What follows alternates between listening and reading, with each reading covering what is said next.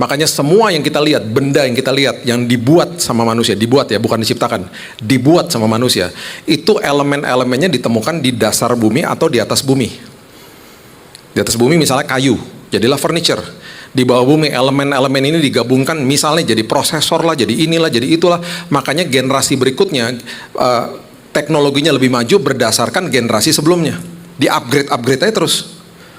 Jadi manusia bukan kreator, manusia bukan menciptakan, manusia menemukan apa yang Tuhan taruh di kandungan bumi untuk dijadikan benda-benda yang menolong kehidupannya dia. Makanya manusia dibilang kuasai bumi. Aku akan memberikan nanti kamu kepandaian, aku akan bukakan otakmu, hikmatmu, supaya kamu menemukan apa yang aku sudah berikan di kandungan bumi, kamu temukan, jadikan itu sesuatu untuk mempermudah hidupmu.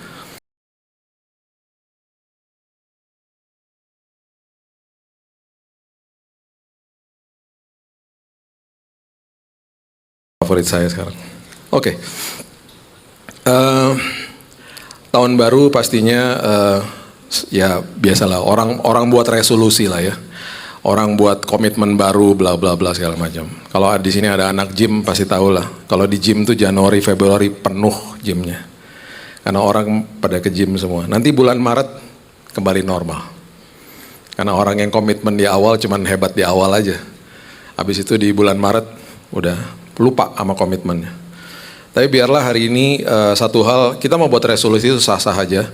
Kita mau buat komitmen yang baru, that's good. Itu bagus lah buat kita. Tapi satu hal kita perlu sadari bahwa kita ini sudah diberikan dan disiapkan sesuatu yang sungguh luar biasa sama Yesus kita. Seringkali kado yang sudah disiapkan itu kita nggak pernah buka, makanya kita nggak tahu isinya apa. Kita nggak pernah bahas. Kita terjebak sama ya gitulah masalah yang kita lihat aja di depan kita, dan udah pasti ada lah dari masalah ke masalah selalu kok. Dan akhirnya kita nggak sadar bahwa banyak rancangan-rancangan awal Tuhan yang Tuhan sudah kembalikan ke dalam tangan manusia. Sejak awal waktu dunia diciptakan ini, Tuhan itu membentuk sebuah infrastruktur, wadah, dimana kalau manusia hidup di dalamnya engkau akan makmur. Nah, semua wadah ini, infrastruktur ini didistorsi lah lebih tepatnya. Nggak bisa dihancurkan terus dihilangkan, nggak bisa.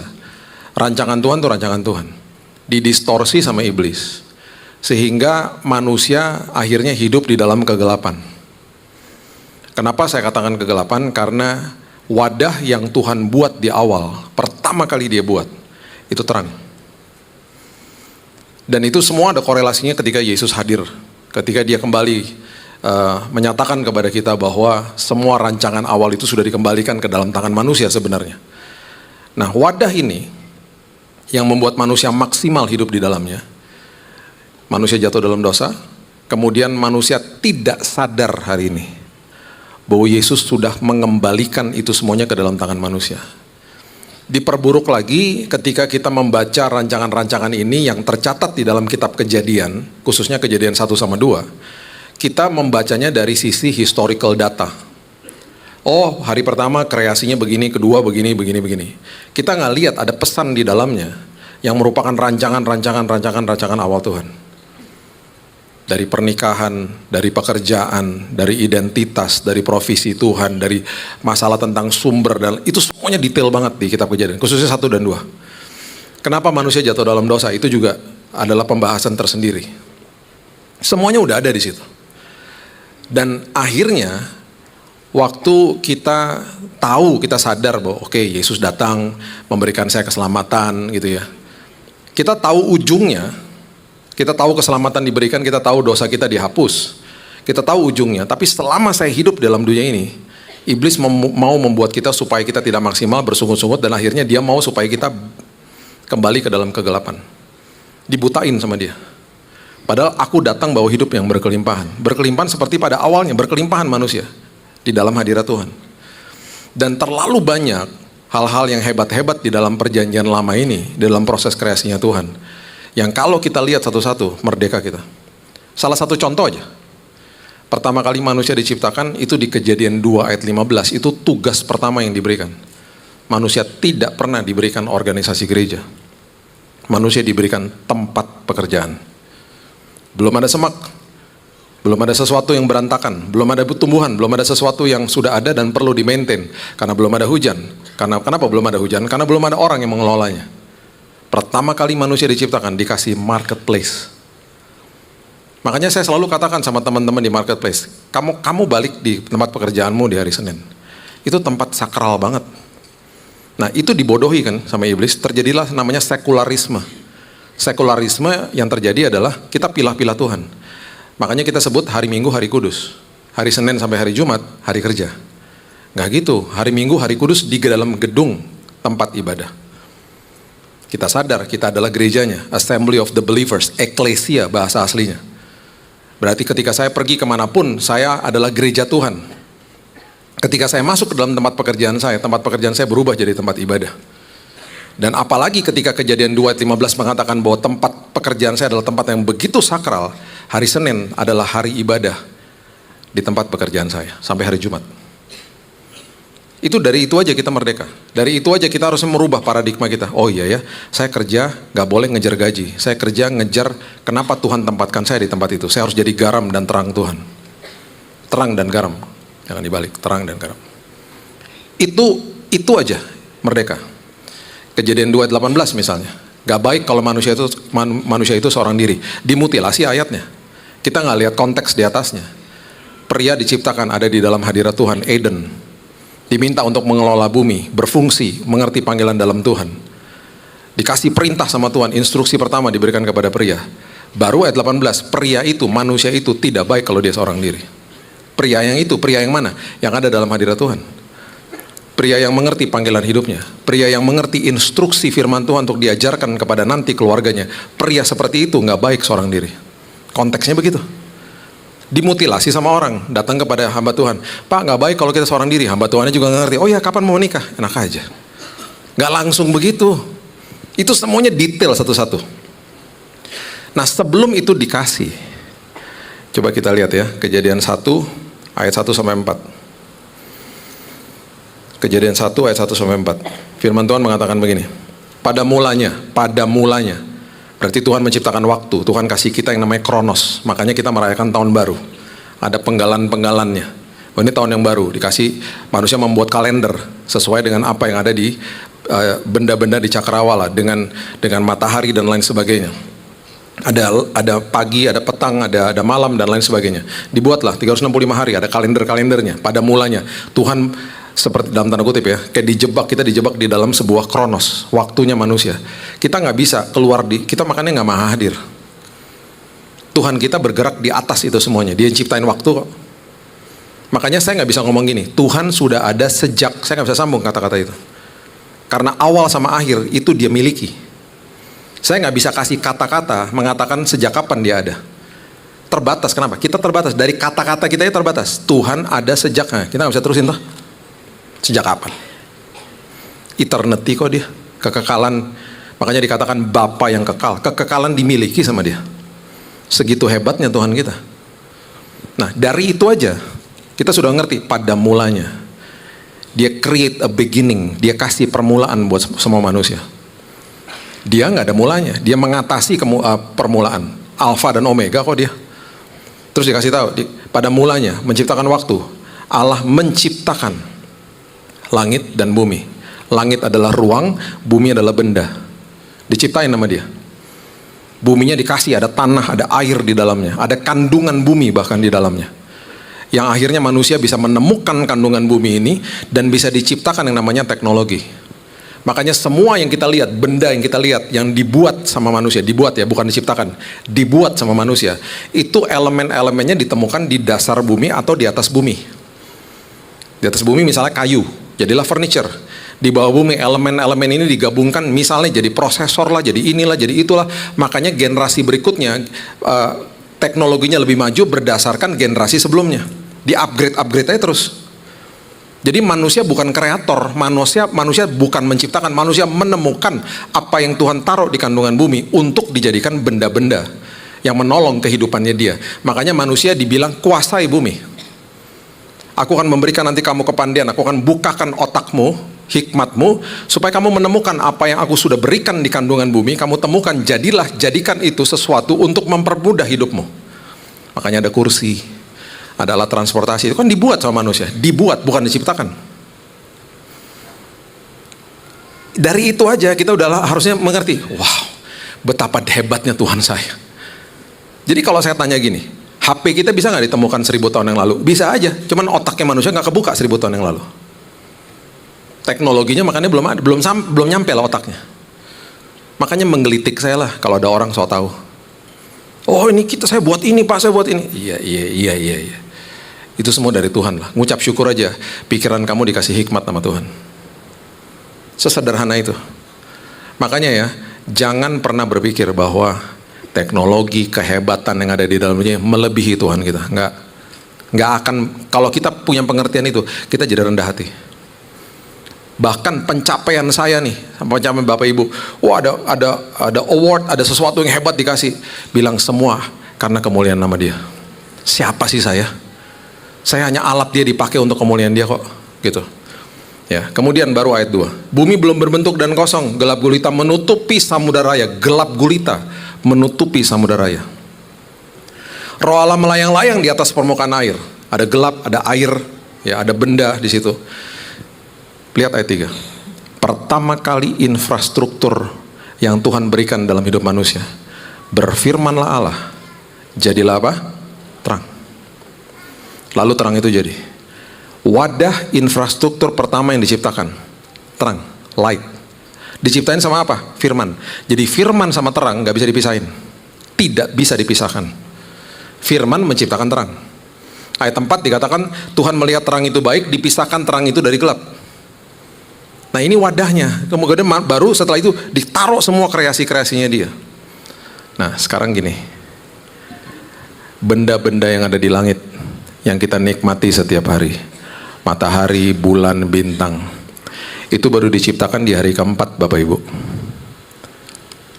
Jadi sebelum ada benda-benda di langit udah ada terang. Jadi kalau kita lihat matahari, bulan, dan bintang ada sinar dan cahayanya, itu karena ada cahaya Tuhan di balik itu. Bukan karena dia sumber daripada cahaya, bukan. Orang bilang ini, matahari sumber cahaya, bukan. Tuhan sumber cahaya. Dia hanya benda yang diciptakan sama Tuhan. Pernah mikir lagi nggak? Kok bisa gegelantungan di atas, nggak ada talinya? Ibrani mengatakan firman yang menopang kehidupan. Kalau sampai firman yang menopang benda-benda di cakrawala, apalagi hidup kita, berani-berani nggak baca firman. Makanya saya cerewet sama jemaat, bodoh amat, saya dalam hati biarin aja, saya ingetin aja Tuhan terus. Betapa pentingnya firman Tuhan. Kita tuh mau ngapain sih? Mau jalan sok jalan sendiri. Udah dikasih loh buku manualnya. Makanya kalau beli produk, selalu buka box HP. Kan nggak ada HP, HP-nya di dalam lah. Buka box apa ini ada di atas? Buku manual, the manufacturing mind. Pikiran daripada sang pabrik. Kita buka buku manual, kita baca, enggak lah, kita buang. Cari HP-nya. Saya juga nggak baca kok. Kita udah excited lihat produknya.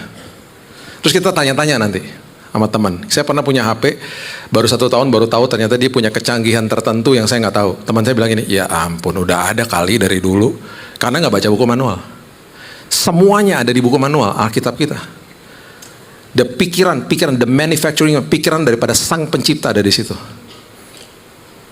Kesini ya nak, bawa ke sini ya, jangan dimasukin ke sini ya. Ini produk jangan ditaruh di dekat api ya, jangan ditaruh di air ya, ntar rusak. Kita dikasih tahu juga di buku manual kita. Jangan ke sini ya, jangan ke situ ya, bahaya buat hidup kamu. Terus di ujungnya kan ada garansinya. Kalau terjadi kerusakan, bawalah ke dealer resmi. Alkitab juga gitu. Kalau ada kerusakan di dalam sini, bawalah ke dealer resmi. Salah satunya apa? Ibadah seperti begini. Kelompok sel misalnya, ke orang percaya misalnya, baca firmannya. Karena apa? Itu jaminan, dijamin. Kalau di luar itu nggak dijamin, no warranty. Itu semuanya ada di situ. Nah, ketika kita ngerti ini, ya, ketika Tuhan sudah ciptakan ini, perhatikan apa yang Yohanes katakan. Coba lihat Yohanes pasal yang pertama. Yohanes pasal yang pertama, ayat yang pertama. Dikatakan begini, pada mulanya adalah firman. Firman itu bersama-sama dengan Allah dan firman itu adalah Allah. Yohanes menulis kitabnya bukan sinoptik. Dia adalah murid yang paling dekat dengan Yesus. Dia dapat pewahyuan yang beda dengan yang lain. Bukannya berarti lebih baik dan enggak, semua punya porsi masing-masing, tapi dia memang beda banget pewahyuannya. Dia mulai ayatnya dia mengatakan sesuatu yang terjadi sebelum Kejadian 1 ayat 1. Pada mulanya adalah firman. Kemudian ayat 4 dikatakan begini, dalam dia ada hidup dan hidup itu adalah terang manusia. Jadi dia lagi kasih tahu sama kita, dia membahas kehadiran kelahiran Yesus itu dari angle yang berbeda. Dia lagi kasih tahu, ingat ya guys, semua yang ada di kitab Kejadian, semua wadah, semua infrastruktur yang dibuat sama Tuhan untuk manusia, yang pernah didistorsi sama iblis waktu manusia jatuh dalam dosa, sekarang dikembalikan sama Tuhan dalam hidup manusia. Ingat, firman sama terang tuh. Terang dikembalikan. Itu sebabnya Yesus hadir, itu sebabnya kita punya candlelight. Terangnya hadir. Terus lihat ayat 14. Ayat 14 katakan begini, firman itu telah menjadi manusia. Firman, the word became flesh, jadi manusia, dan diam di antara kita. Dan kita telah melihat kemuliaannya, kemuliaan yang diberikan kepadanya sebagai anak tunggal Bapa, penuh kasih karunia dan kebenaran. Pertama kali dalam tatanan kehidupan manusia, manusia bisa pegang Tuhan secara fisik. Firman menjelma jadi Yesus. Yohanes tulis tinggal di tengah-tengah mereka, karena dia secara fisik manusia tinggal di tengah-tengah mereka. Apa yang terjadi? Yesus naik ke kayu salib, menyerahkan nyawanya, tidak dibunuh, menyerahkan nyawanya. Mati buat saudara dan saya, bangkit di hari yang ketiga, naik ke sorga, menjadi maha hadir ketika dia naik ke sorga. Dan saat itu, firman bukan tinggal di tengah-tengah manusia lagi. Firman tinggal di dalam saudara sama saya. Karena Roh Kudus diberikan. Itu urutannya. Ya, jadi firman menciptakan terang, wadah, infrastruktur, terdistorsi. Yesus datang, dia mengembalikan terang dan firman, bahkan terang dan firman dimasukin dalam hidupnya manusia. Terang terbit di atas manusia, perjanjian lama. Terang ada di dalam manusia. Efesus katakan apa? Hiduplah sebagai anak-anak terang. Kenapa dikasih terang di sini? Karena gini, yang ditebus di kayu salib bukan buminya, saudara sama saya, kehidupannya. Itu sebabnya ketika kita sudah ditebus, di sekeliling kita masih gelap. Makanya di bumi ini tetap aja ada kecelakaan, ada bencana, ada penyakit, ada kejahatan yang terus terjadi. Jadi sekeliling kita gelap nih. Kemudian Tuhan bilang ini, nak, aku kasih kamu terangku di dalammu. Ketika kamu terima aku sebagai juru selamat. Buat apa Tuhan terangnya? Sebagai beacon of light, sebagai pemandu arah-arah hidupmu.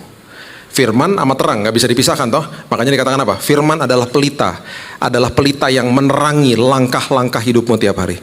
Di tengah kegelapan dunia, kalau kita terus setiap hari membaca, mendengar, membiarkan firman menguasai hidup kita, kita akhirnya tahu, oh ini kegelapan ya, saya harus ke sini nih, harus ke sebelah kiri nih, harus ke kanan nih. Kan di dalam kegelapan jalannya. Coba lihat Efesus 1 ayat 18. Ini keren banget nih ayat. Dia bilang gini, dan supaya, Efesus 1 ayat 18, ia menjadikan mata hatimu terang, agar kamu mengerti pengharapan apakah yang terkandung dalam panggilannya. Kenapa sih ada terang? Supaya kamu ngerti. Aku tuh punya panggilan-panggilan khusus bagi semua kehidupan. Dan supaya kamu ngerti kalau cahaya itu terus terang di dalam hidupmu, kamu tuh punya pengharapan. Pengharapan kamu tuh betul-betul pengharapan yang kamu berjangkar kepada sosok pribadi yang maha tahu, maha hadir, dan maha kuasa. Pengharapan kamu gak akan sirna karena terang itu terus menjadi beacon di dalam kehidupan kamu. Nah ini masalahnya. Terang itu bisa ditutup sama ulah kita sendiri. Terang itu gak bisa dipadamkan. Terang itu adalah terang Tuhan. Gak bisa dipadamkan, gak bisa dimatikan sama siapa saja, sama apapun. Karena terang adalah terang. Bayangin terang itu yang bercahaya sebelum ada matahari kok. Sebelum ada bulan dan bintang.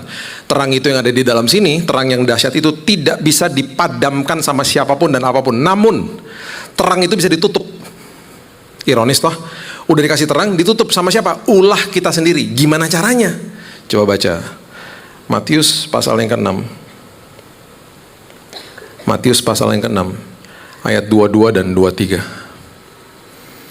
Ingat, saya udah pernah katakan di tempat ini, pintu gerbang tubuh mulut. Nggak jaga mulut, nggak jaga makan, sakit tubuhnya. Pintu gerbang buat jiwa sama roh itu mata sama telinga. Mata sama telinga nggak dijaga, jiwa sama rohnya akhirnya menderita.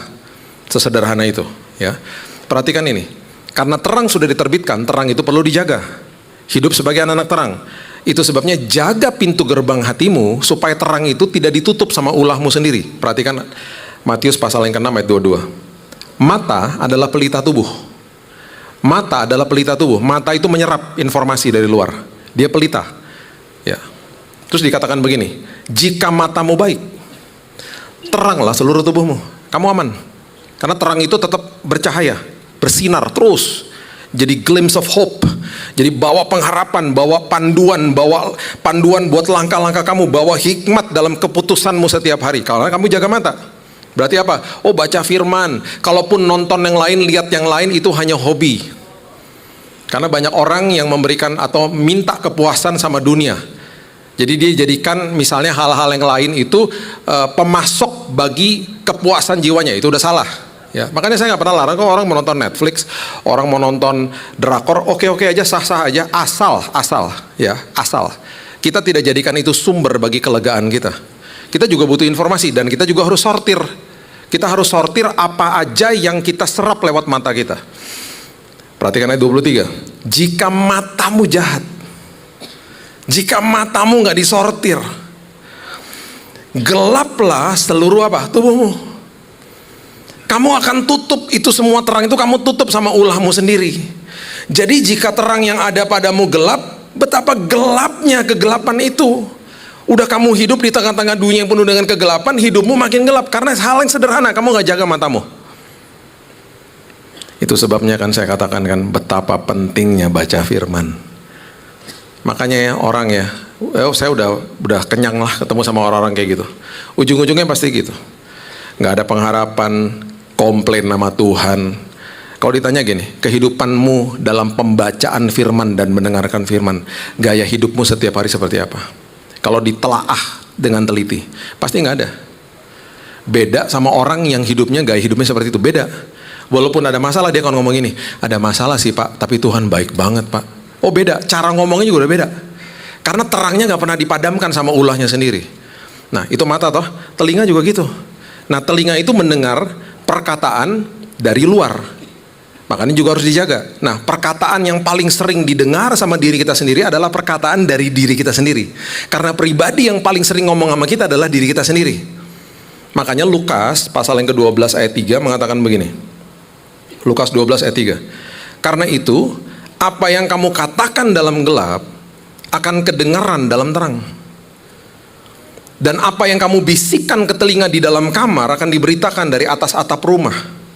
Maksudnya apa? Kalau kamu ngomong dan kebiasaan bicara sesuatu yang tidak membangun hidupmu, nanti kelihatan lewat tindakanmu akhirnya. Itu maksudnya.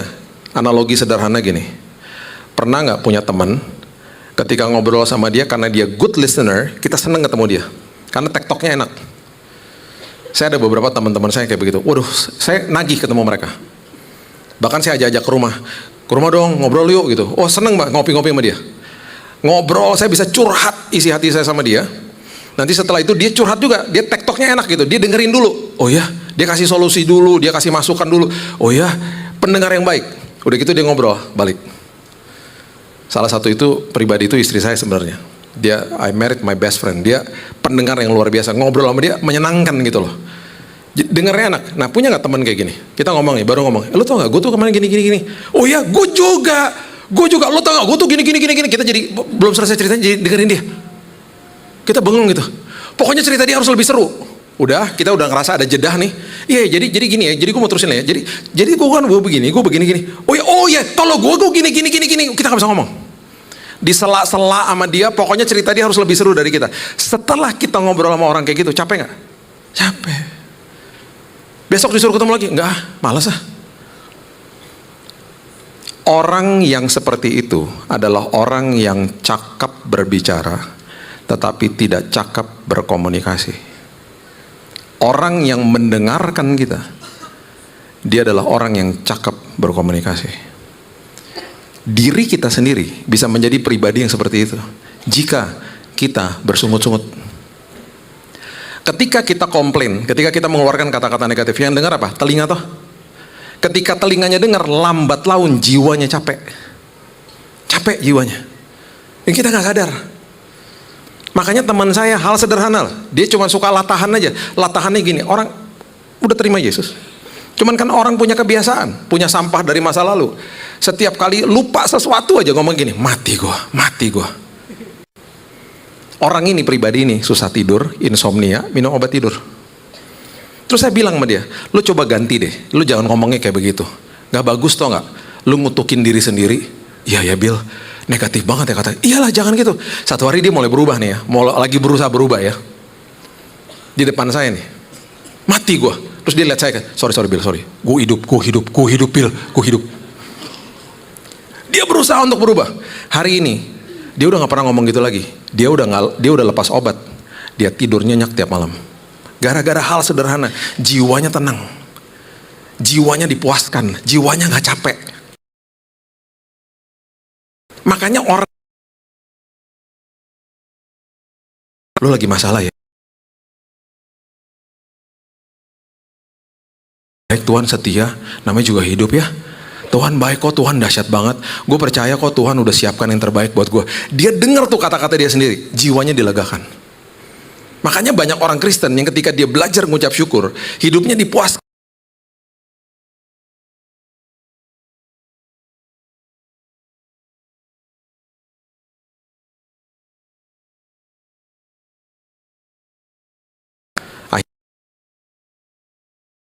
Yang memandu langkah-langkah kita ditutup.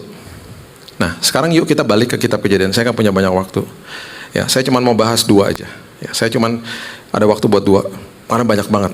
Ya, pertama kali ini setelah dikasih wadah terang ya, Tuhan memberikan sebuah rancangan awal yang dikasih ke manusia. Dikasih ke manusia. Manusia hidup di dalamnya, makmur. Pertama kali Tuhan jelaskan bahwa sumber atau identitas hidupmu itu dari saya. Dia kasih sesuatu yang sangat dalam. Coba lihat Kejadian 1 ayat 26. Kejadian 1 ayat 26. Firman Tuhan berbunyi begini. Udah sering lah mungkin ya kita baca ya. Berfirmanlah Allah, baiklah kita menjadikan manusia menurut gambar dan rupa kita, supaya mereka berkuasa atas ikan-ikan di laut, burung-burung di udara, atas ternak, atas seluruh bumi, atas segala binatang melata yang merayap di bumi. Perhatikan di kalimat ini ada kata supaya. Kata supaya adalah kata sambung. Therefore, oleh sebab itu maksudnya. Kata supaya artinya kalau saya tidak lakukan bagian yang pertama, saya nggak bisa lakukan bagian yang kedua. Makanya kata supaya digunakan untuk frasa-frasa seperti begini. Saya misalnya mau pandai, saya harus belajar supaya saya pandai. Saya harus nabung supaya tujuan saya untuk nyicil motor tercapai. Saya harus nabung supaya saya bisa nyicil rumah misalnya. Saya mau punya pernikahan yang berhasil. Saya harus ikutan konseling pranikah supaya saya bisa berhasil dalam pernikahan saya. Dalam ayat ini juga sama. Saya harus mengerti identitas saya di dalam Tuhan. Segambar dan serupa itu apa maksudnya? Supaya saya bisa menguasai hidup. Itu maksudnya. To have dominion over the earth. Supaya saya bisa menguasai kehidupan saya, bumi ini. Sebaliknya terjadi.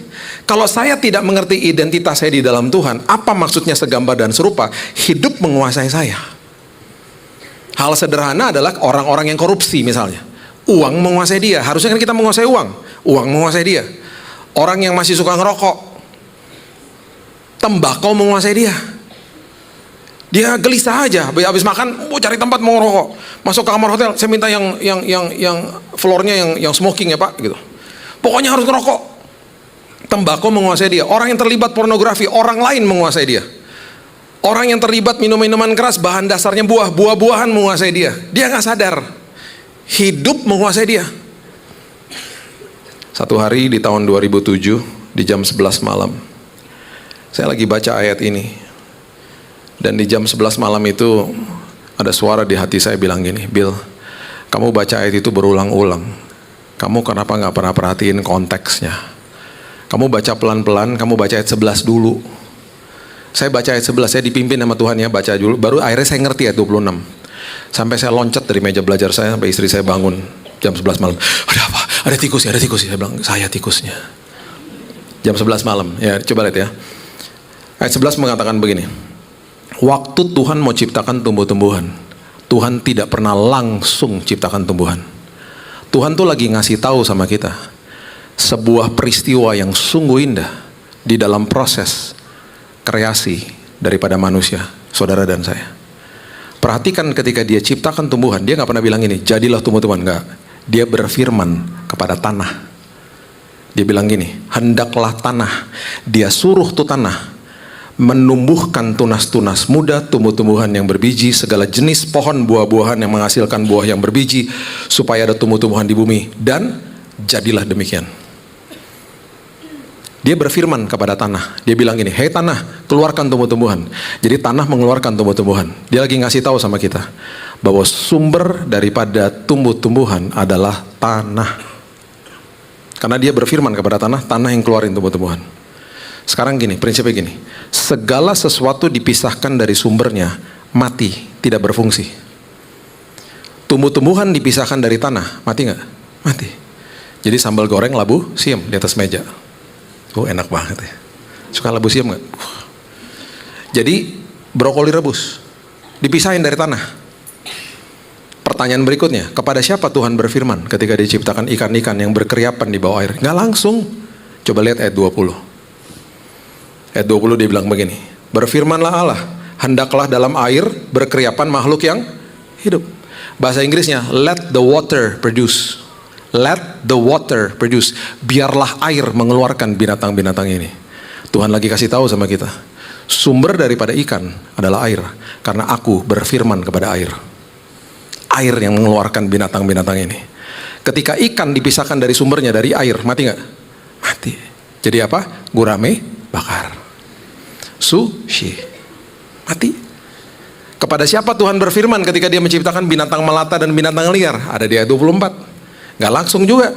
Dia berfirman kepada bumi, hendaklah bumi mengeluarkan segala jenis makhluk yang hidup, ternak, binatang melata, dan segala jenis binatang liar. Tuhan berfirman kepada bumi.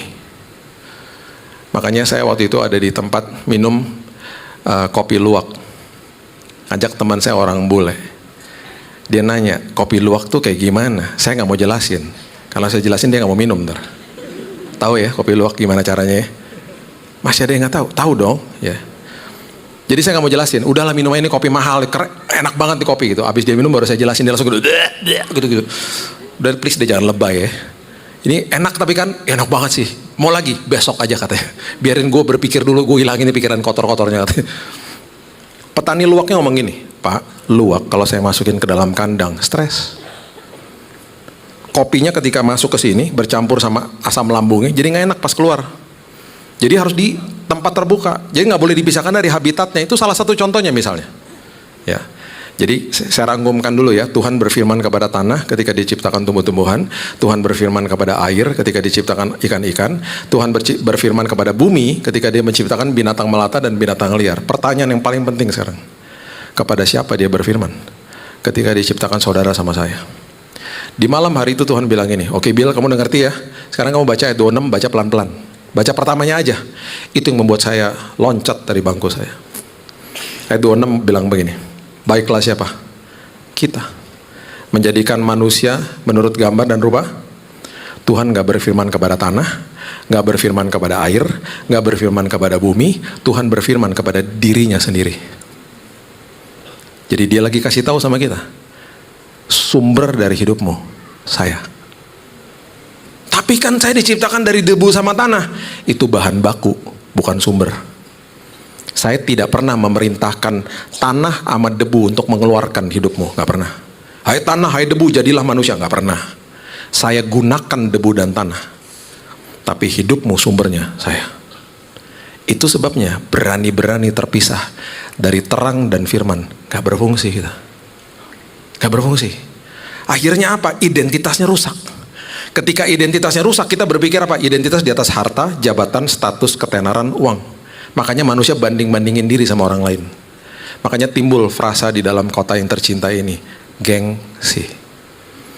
Di tahun 2000, ada HP namanya Nokia Communicator. Ingat ya? Yang ngangguk-ngangguk seumuran gue nih.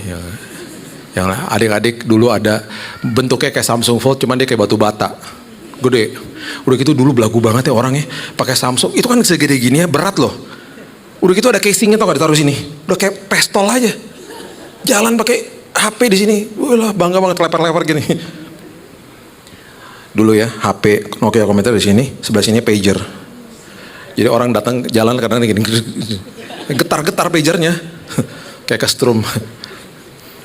Teman saya baru mulai kerja, tinggal di kos-kosan, teman baik. Jadi saya tahu lah gajinya berapa. Beli Nokia Communicator. Tahu nggak harga tahun 2000 berapa? 12 juta dan tidak ada cicilan BCA. Nggak ada. Cicilan bank apapun juga nggak ada. Tokped nggak ada. Nggak ada. Jadi kalau mau beli 12 juta, dibeli sama dia. Saya bilang ini, buat apa lo beli? Gimana caranya? Dia pertama ngeles lama-lama gini, gue minder Bill, karena teman-teman gue pada punya. Geng, sih. Minjem duit. Dia bilang sama teman, ntar gue balikin deh, pakai bunga. Satu hari, pertama kali saya lihat Nokia Communicator tuh di restoran namanya Planet Hollywood. Ada adik-adik, dulu restoran namanya Planet Hollywood. Kayak Hard Rock gitulah, dalamnya movies gitu, di Gatot Subroto. Tua ya gue. Saya datang nih, kamu mau ketemu dia kan? Ditaruh di flexing dong di atas meja, ditaruh. Nokia Communicator. Gue pegangnya boleh, berat banget ya gitu. Makanya beli Bill gitu. Ngapain? Saya lagi pakai Sony Ericsson harganya 700 ribu. Dia taruh di atas meja lah, teman-temannya semua di situ. Dia dapat SMS. Ih keren juga ya. Itu kan peralihan mau masuk ke warna gitu kan. Tiba-tiba dibisikin saya, Bill, pinjam HP lo Bill. Buat apaan? Mau balasin SMS. HP lo kenapa? Kagak ada pulsa. Ya. HP 12 juta gak ada pulsa. Di meja di depan ada yang jualan pulsa kan? Lu beli aja di depan 100 ribu. Gak ada duit Bill. Ya. Dia balasin SMS di bawah meja. Malu sama teman-temannya. Geng sih. Hati-hati loh. Gambar diri manusia dirusak. Manusia tidak. Kekristenan kan adalah rest and receiving. Beristirahat karena Tuhan sudah lakukan semuanya. Receive, terima semua karyanya dia. Udah dikasih loh, dibalikin ke dalam tangan kita. Kita berusaha untuk banding-bandingin, menunjukkan diri kita kepada orang lain. Stres akhirnya. Yang terakhir, setelah Tuhan kasih identitas, Tuhan kasih tahu sumber daripada hidupmu adalah saya. Tuhan deklarasikan bahwa hari esokmu sudah aku pegang penuh.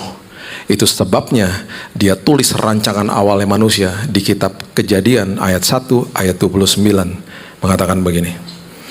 Berfirmanlah Allah, lihatlah aku memberikan kepadamu segala tumbuh-tumbuhan yang berbiji di seluruh bumi dan segala pohon-pohonan yang buahnya berbiji, itulah akan menjadi apa? Makananmu. Dengan kata lain Tuhan kasih tahu gini, kebutuhanmu di hari esok sudah aku siapkan. Kebutuhanmu di 2026 sudah aku siapkan. Tenang aja. Dan Tuhan bilang apa? Di ayat 29 ada unsur biji diucapkan sampai 2 kali. Semua yang aku siapkan buatmu ada unsur bijinya. Ditekankan sampai 2 kali. Maksudnya apa? Semua yang ada unsur bijinya itu yang Tuhan sudah siapkan buat kita, itu patut ditabur kembali. Makanya ada unsur bijinya. Bijinya bukan untuk dinikmati, untuk ditabur. Makanya uang yang Tuhan titipkan, tabur. Waktu yang Tuhan titipkan, tabur. Talenta yang Tuhan titipkan, tabur. Buat kemuliaan Tuhan. Karena Tuhan mau kita menguasai bumi. Menguasai bumi salah satunya adalah tabur apa yang sudah aku berikan. Kelola tabur, kelola tabur. Jadilah berkat buat hidupmu. Ya. Saya tutup sama kisah nyata ini. Beberapa belas tahun yang lalu, udah lama sih kejadian ini. Ada teman saya ada di persimpangan jalan. Dia dipanggil Tuhan untuk masuk ke dalam pelayanan full time, tapi dia di saat itu dapat kontrak sinetron ratusan juta. Dia nanya sama saya, gimana ya Bill? Lo doalah. Setelah 1 minggu kita ketemu lagi, dia bilang ini, gue udah nih, gue udah yakin nih, gue masuk pelayanan full time. Lo doain gue ya, 3 bulan lagi nih saving gue habis Bill, duit gue. Karena gue lagi ngerintis kan, dia bilang gitu, merintis pelayanan, dia bilang gitu. Oke, bener, kejadian akhirnya. Setelah 3 bulan uangnya habis ludes. Habis, dia punya anak usia 3-4 tahun saya lupa. Dan komponen terbesar saat itu susu buat anaknya. Malam hari, udah mentok, udah uangnya habis. Susu terakhir diberikan kepada anaknya. Sama istrinya dia ngomong gini, Besok pagi ini anak bangun, susu udah nggak ada. Dia pegang untuk kaleng susu. Dia bilang jam 8 malam Bill, gue doa, gue angkat kaleng susunya. Tuhan, udah habis Tuhan. Kami nggak tahu harus bagaimana. Kalau pakai logika manusia, ini saya ngomong sama dia. Lu kalau pakai logika manusia kan, lu mikir nggak bahwa supermarket masih buka, lu bisa pinjam duit sama teman, sama keluarga. Iya, gue tahu. Tapi gue nggak mau. Hebat lo. Gue nggak mau minjem Bill. Gue tahu dia sumber gue. Gue bilang Tuhan, pelihara anakku. Gue buang tuh kaleng susu. Bisa tidur, susah sih, tapi Tuhan kasih gue deep sleep malam itu. Besok paginya kebangun karena anaknya nangis jam 6 pagi. Dia sempat ngomong gini sama istrinya, udah buatin teh manis aja. Dia keluar dari kamarnya. Terkaget-kaget mereka berdua. Di atas meja makan ada kaleng susu, tulisannya jumbo size. Kaleng susu baru. Kaget dia. Dia cek ke dapur. Masih ada yang kemarin dibuang kaleng susunya biasa. Dia kaget. Dia bilang gini sama saya. Gue saking kagetnya Bill. Biasanya kalau gue ngeliat kaleng susu itu teduh banget gue. Karena itu kan makanan anak gue ya. Ini gue pertama kali ngeliat kaleng susu gue kayak ngeliat penampakan. Jadi gue sama istri gue begini-begini. Gue toel. Ini ada isinya loh sayang. Berat nih dalamnya katanya. Dalam kebingungan mereka mbaknya keluar dari kamar. Dia tanya, Mbak dari mana? Loh Pak, Bapak nggak tahu? Itu kan mertua Bapak tadi nganterin jam 5 pagi. Dia tanya sama istrinya, kamu kasih tau Mama? Enggak, aku nggak kasih tau Mama. Mereka duluin telepon mamanya. Mah, thank you ya, dibeliin susu. Kok Mama tahu kita nggak punya susu? Mama nggak tahu. Gimana ceritanya? Mamanya ngomong gini. Tadi malam, Mama lagi di supermarket. Mama udah mau check out counter, udah mau check out barang-barang. Tiba-tiba Mama digerakin. Mau beliin susu buat cucu. Mama beliin susu buat cucu lah. Anaknya nanya, jam berapa mah? Jam 8 malam. Ketika mereka berdoa, ketika mereka berseru kepada sumbernya, sorga terbuka. Kenapa? Karena itu adalah rancangan awalnya Tuhan. Receive. Rest, receive. Tenang, terima. Udah dikasih. Makanya kalau terang itu ditutup sama ulah kita, nggak ada firman dalam sini, pasti keputusannya ngawur. Pinjam duit lah, inilah, itulah, akhirnya nggak ngalamin Tuhan tuh. Tapi udah ke pojok Pak, justru Tuhan suka posisi-posisi kayak begitu. Supaya ketika kita terpojok, kemuliaannya dinyatakan, kita bilang apa? Itu semua karena Tuhan, bukan karena saya. Dibiarin sama Tuhan sampai terpojok, biarin aja. Rest and receive. Pertanyaan kedua, Mama udah beliin.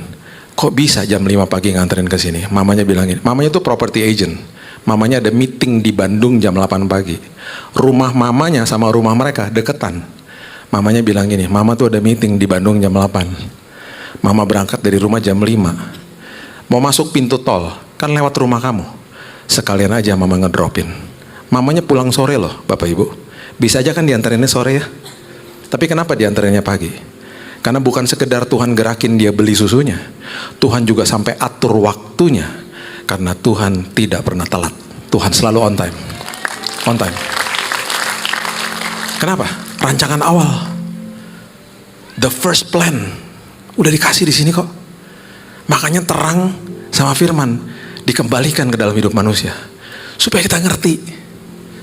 Dia udah siapin. Dia udah siapin semuanya. Tahun 2026.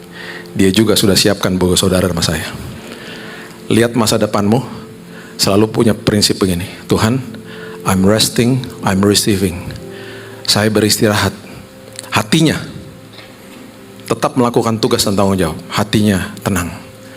Dan selalu dalam posisi menerima. Terima kasih Tuhan. Karena kekristenan dimulai dari menerima, bukan memberi. Kekristenan bukan agama, relationship. Tuhan udah siapin. Bahkan keselamatan Tuhan udah kasih sebelum kita punya kesempatan untuk terima Yesus, udah dikasih keselamatan. Udah dianugerahkan. Tinggal terima aja kan. Terima Yesus sebagai juru selamat. Terima kasih Tuhan. Aku mengerti identitasku serupa dan segambar, artinya Engkau adalah sumbernya aku. Terima kasih Tuhan, hari esokku Tuhan sudah tanggung. Aku baru masuk tanggal 1. Aku mulai tahun ini dengan Tuhan. Saya salut sama Bapak Ibu. Masuk dalam tahun yang baru ada di dalam tempat ini. Mulai tahunnya sama Tuhan, hebat, luar biasa. Tadi malam juga saya kumpul sama teman-teman di rumah. Pas jam 12 tank kita perjamuan kudus. itu tempat yang paling aman dan nyaman untuk masuk ke dalam lembaran baru. Itu sebabnya Bapak Ibu ada di sini. Dan doa saya sepanjang tahun ini dipenuhi sama kesaksian-kesaksian karena Bapak Ibu ngalami Yesus. Amin. Berikan tepuk tangan kita untuk Tuhan kita. Terima kasih buat anugerah terbesar. Terima kasih buat 2026. Terima kasih buat apa yang akan terjadi di depan kami. Karena kami tahu semuanya dalam pemeliharaan Tuhan. Amin. Aku berdoa semua keluarga yang hadir di tempat ini, tahun 2026 dipenuhi dengan kesehatan yang sempurna. Yang sakit disembuhkan, pemulihan terjadi. Amin. Dan semua Amin. apapun yang mereka butuhkan, Tuhan sudah siapkan. Amin. Aku percaya Tuhan bahwa kami sudah menerima yang terbaik, anugerah yang terbaik. Dan itu sebabnya hari ini seperti Paulus katakan, kami justru bermegah kalau ada masalah karena kami tahu Tuhan di pihak kami. Mengucap syukur, berterima kasih, dan meteraikan firman ini hanya di dalam nama Tuhan Yesus. Kami berdoa dan mengucap syukur. Kita sama-sama katakan Amin. Amin. God bless.